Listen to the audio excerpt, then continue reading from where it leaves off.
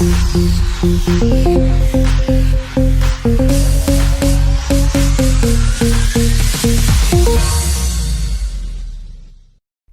up, everybody? How you doing? Bobby Simmons is in the building. And as you can see, in the place to be, sitting directly next to me, it's the one and only Brenda K. Starr's in the building. Hey! How are you, Bobby? Brenda is here. Ladies and gentlemen, I am talking to God right now. Thank you, God. Thank you for bringing Brenda here. Brenda is here in the building. Now, you got a couple of minutes to hang with me, right? I have as much time as you need. See, now look at that. Now, that's the kind of guest I like, but I'm not going to dwell on what Brenda told me not to dwell on. She said keep it moving. So we're going to keep it moving because it's Brenda time. Yeah. It's all about Brenda right now. So we're going to come back. We're going to talk to Brenda K. Starr about new music, the tour, new songs that she's writing. She'll be here. Don't disappear nowhere. Check it!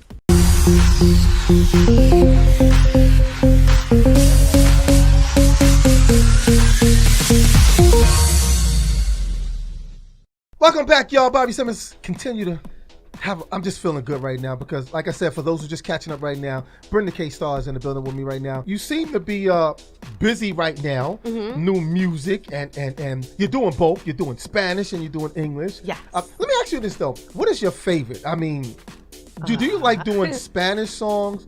Or you like just doing them both? What's the best? I just literally love to sing. That's where my heart has always been for a majority of my life, pretty much all my life, because that's what I've done since I'm so young. I think I started at 13, but I love both languages. I love to sing in English and I love to sing in Spanish because it gives me the opportunity to touch both sides of the audience and also bring Latin people into my world of my English music. And my English fans, which are Latinos as well, they listen to me sing in Spanish. So it just helps me because it shows that I'm bilingual and I'm able to express myself in both languages. So I don't really have a priority in music in terms of the language, just as long as I'm doing what I love and I'm expressing it through my music is what I love to do. You have a salsa background. Yeah, I do. I mean, I have right now in Spanish, I think I got a total of like maybe, I guess about 15 to 20 songs, and I got maybe 3 Latin albums.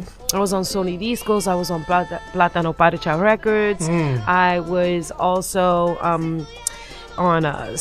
was on MCA. I was on Atlantic.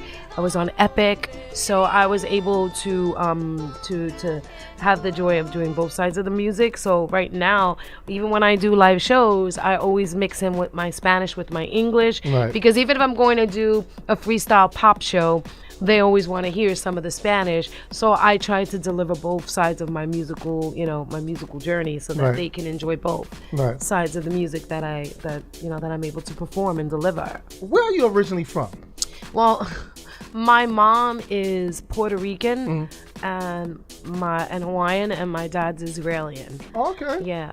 And so Puerto Rican and Israeli and Hawaiian, but mostly, So Izzy Rican? Yeah, I'm more like a Puerto Rican and Puerto Rican and Jewish, but I basically consider myself I always tell people an American. Yeah, exactly. Yeah, but I always tell people, anybody that's mixed with another culture, particularly a rich culture, that's a beautiful thing. Take me back to the beginning of Brenda K. Starr's first recording.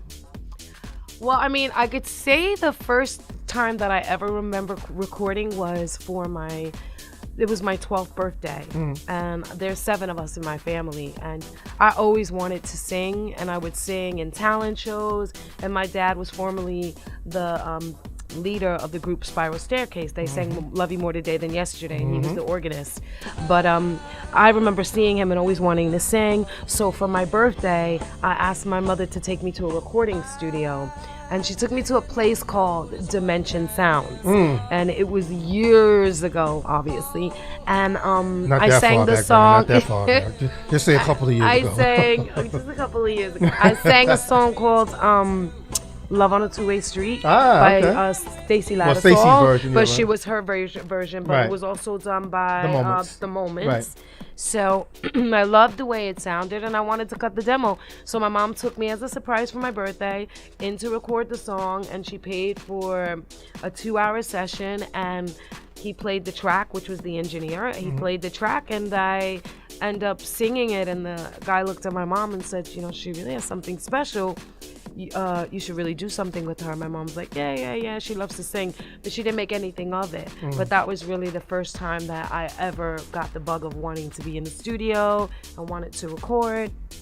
And it was Love on a Two-Way Street, and then I started breakdancing with a hip-hop group called the Dynamic Breakers. Oh my goodness. And Yes. I was literally one of the Dynamic Dolls. It was me, JC, Susie Q, Yes. Kim, and we traveled. We played for the Kennedy Center Honors. We were honoring Carol Burnett. And then in the interim of it all, I used to watch that on TV. I don't really know about it. Go ahead, continue. yeah, in the interim of it all, there was an audition for a movie called Beat Street. Right. So I knew that we were gonna have the audition, so we went, and they were filming different rap, like breakdancing groups practicing, and my breakdancing group told me like, yo, sing something, like make a song up for us so that we could have a theme. So in my house, my mother always used to call me her little superstar. I was her star. So they started calling me Brenda Starr. So I kept the K for Brenda Kaplan, because that's my original, that's like my last name. Right. So I kept it Brenda K Starr,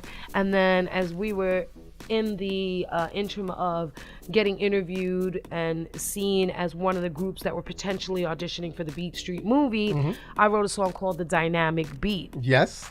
So I took Soul Sliding Forces record, Arthur Baker produced it, and I wrote a song called The Dynamic Beat. So then after that, I was on the news, and they caught me singing The Dynamic Beat and pop locking. And so Yo, she's still doing it. She still got it. Y'all saw she still pop lock. I ain't playing. Go ahead, continue. Somebody by the name of Nelson Cruz saw me on the TV on the news interview and was like, that girl's got a really good voice. So I used to hang out at Roxy's. It used to be 1018. Legendary Roxy's Club. So I used to hang out with them on the weekends and dance, and it was like a certain age limit you could hang out, but you couldn't drink.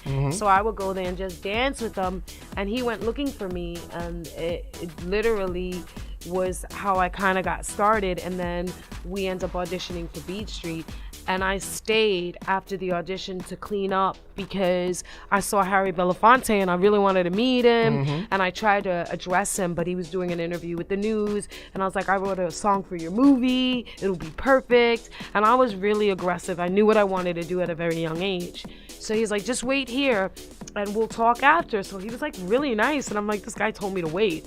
So I kind of played it off like I was working, helping, cleaning up. So everybody was told to leave, and I was like, no, I'm supposed to wait for Mr. Belafonte. He'd like to speak to me.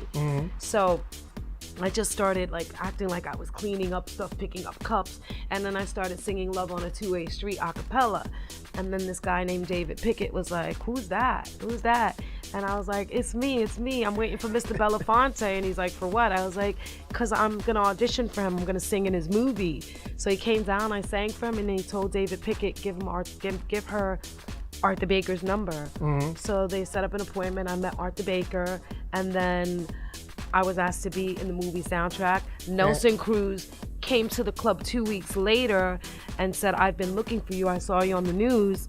I want to take you to meet someone at a record label that's interested in you. But I was young and he was a guy, so I was afraid. Right. So I was like, okay, well, give me your number. And then I told my mom, and my aunt went with me, and I was offered a record deal, and I got the movie. So I got two things at the same time. Yeah, and it worked. Now, So for those who didn't see the movie Beat Street, there's a scene in there with you in there singing. That's right, that's deep. Everybody jump to the vicious beat.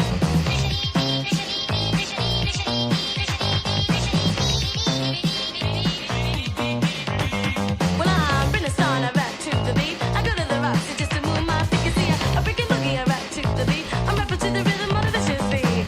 Vicious beat, vicious beat, vicious beat, vicious beat. Hey you, yeah, I'm talking to you. I'm here to tell you the scoop. I play no games, I'm right to the point. So after that, I got signed by Nelson's friend, which was I got on Mirage Records, and it was a small label that was distributed by Atlantic Records. And I came out with the album, which was called Suspicion. And I Still Believe was on it. What You See Is What You Get was on it. Breakfast in Bed, I Want Your Love. I did Nile Rodgers, I Want Your Love. I worked with Arthur Baker, Lotti Golden, Tommy Farragher, and just with all great musical legends. And from there, it just kind of catapulted. I wrote a song for Lisa Fisher on the Beat Street album. I wrote Shadows of the Night. And I was very young, you know, so I didn't know much about publishing. So I just randomly just kept writing and giving songs without even knowing the whole business end of it, just because I knew I was doing what I loved. Yeah, but your passion was there for it and stuff like that. Yeah. But, you know, speaking of that album and the song I Still Believe, which became your signature hit song, did you, at the time that you was recording that album, did you think that particular song? I knew it. Really? I knew it. That's funny because sometimes people never know that a song will be their signature song. That song was submitted to me, and I think it had like a country, like a real type of different vibe when I heard the demo. But when I sat with Ymir Deodato, who worked with Kool and the Gang, he worked with Kool and the Gang and all those guys. I used to love that record he did with the "Are You For Real? Are You Really For Real?" I'm in trouble, but continue. He's amazing. So I remember just going up to his studio and ordering Chinese food on our breaks, and he put me in the studio to sing I Still Believe, and you know, we dissected the bridge and changed it up, and I made it my own. And I think that was the first time I ever fell in love, so my heart was broken. So when going in there, I knew what it is to feel a certain emotion, and when I sang it, I just gave it my all, and it just was a #1 record. And it was like the beginning of a journey that I think till today I'm able to enjoy and still be called to sing that song. That's a beautiful. That's a real beautiful thing. Now tell us about you, because you are. Let's be clear. Okay, we're gonna be clear that you are the introduction to Mariah Carey. Yeah. I'm gonna make it clear, because people know I don't play here. People like to dissect stuff. Let's make it clear. My friend Brenda K is in the building. We're gonna be clear. She is the introduction to Mariah Carey. Please take it. I mean, I just, you know, so many people take it in such a different perspective, like jealous, I don't like her. I really do like Mariah. I'll always love her. We were friends for many years. We were literally best friends. And, you know, I introduced her to Tommy. She was my background singer, and things, you know, took off from there. And I told him, I went to a party one night. My mom was going to go with me. It was the WTG party for Jerry Greenberg. Tommy was there. I mean, anybody under the sun in the music industry. And I was with Mariah, and she got ready at my apartment, and I told her, I'm gonna help you get a record deal. And she's like, okay, well, I try, you know, no one wants to sign me. I'm like, we're gonna go to this party tonight. So I told my mom, can I give Mariah your ticket? She was like, yeah, of course. So I took Mariah to the party, and I gave the tape to Tommy, and I said, this is my friend Mariah, the one that went to the bathroom. He's like, she's beautiful. I was like, yeah. I says, not only is she beautiful, she can sing. So I gave him the tape, and I was like, Mariah, let's go. You know, the party was kind of weak anyway. So when she came out of the bathroom, Tommy had already left in his car, the limo, to hear it. And we thought he left. So I was like, we don't really need to be here. Let's just go. So we went to 1018's to hang out. And then we ended up leaving. After 1018, she went, I think she went to her apartment, and then I went home. And no, she hung out. She stood over my house. And then Monday, I got a call from my manager stating, Tommy Mottola's looking for you for the girl you gave a demo. I was like, oh yeah, I gave Mariah's demo. He's like, are you out of your mind? And I was like, no, I'm not, you know? And I just always feel like it's always important. I was always taught to never be jealous and always be happy to help someone and open your heart and be there for that person or any person that is always trying to make something out of themselves. And I noticed that she says she had been doing it for a while and hadn't been getting the break she wanted. When Tommy called me and said he wanted to meet her, Mariah's the type of person that she would be up all night. And long story short, she finally woke up, and I was like, you gotta call this number. Tommy Mottola wants to give you a record deal. She didn't believe me at first. Then she went to the meeting with her mom, and she got the deal, and she deserved the deal. She's an amazing vocalist, and you know, after a while, you know, our friendship kind of just faded away, and not because she was successful, but because I had children, and I decided to be a mom and take a seat back for a while. And now, you know, I'm doing my music again, and I've been doing the Latin music for almost over 15 years. But people perceive it differently. There's so many Brenda K Starr pages and so many rumors, but I can make it real, make it honest. There's no controversy. There's no I hate her, she hates me. It's about me now. It's about what I want to do for me. I'm very proud to say I was the person that gave her opportunity to start, and I'm happy that she's doing well, and I wish her nothing but the best. But you know, it's Brenda time. It's my time, and I'm loving what I do, Yeah. and I'm so happy that I was able to make an impact in someone's life and give them a chance to make their dreams come true as I continue to live and enjoy my dreams as well. That's the true story. Everybody stop with the Facebook and the Instagram nonsense. That's the end of it. Did you read all that? You know, Yeah, I don't even pay attention to that. I don't neither. But there's like 4 different Brenda K Starr pages, Yeah. and I get so much stuff, but I really don't care because I know what I do. Of course. I know how I do it. I know who I am, and I'm proud of who I am. So back to me. Yeah. I got a brand new record. Yeah, no. So we getting out of the Mariah thing. Now let's talk about the new music now. What you got going on, Brenda? So I just finished a duet with Nino Segarra, which is a song called Siento. I mentioned it before, and it was supposed to come out in February or end of January, beginning of February, but apparently it was leaked, so it's out now. I also have another single out, which is called Amor Mío, and that song Amor Mío is a Miriam Hernandez. It's a remake, and I did it in salsa. It was a ballad originally, and I did it in salsa. It was produced by Chino Rodriguez and Ernie Acevedo. I just finished a new song called Redención, which is called Redemption. And it's just about redeeming yourself and finding who you are and realizing that it's time for you to take control of the person you are and not let anyone, any woman, any man, any person, you know, discourage you for the person you want to be, and be happy with who you are and love who you are. And if you lose yourself in a relationship or you lose yourself in any kind of situation, it's the time to reflect. And redemption is about redeeming the person you are and come back to life and remember you're that beautiful person. Wow, we got Dr. Brenda up in here.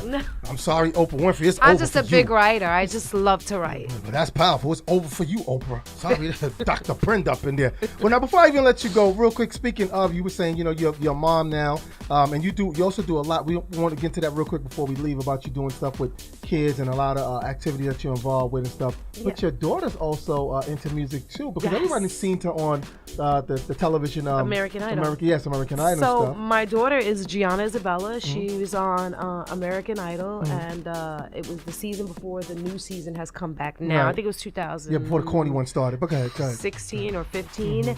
Matter, she was corny, top 10. She was top 10, and she was booted off, but you know, it was a great experience for her. Yeah. She was super young, but she learned a lot. Right now, she's recording a new EP. Good. And the music is phenomenal, and she's writing a lot of her music. She has Gianna Isabella Music. I also got my daughter Tori Alexis, which her Instagram name is Tori Festa, and she is a model, and she's been doing music videos. She's been working in New York right now with a great acting coach, and she's getting ready. Good. She's Acting been called. Yeah, she's been called for some couple of music videos.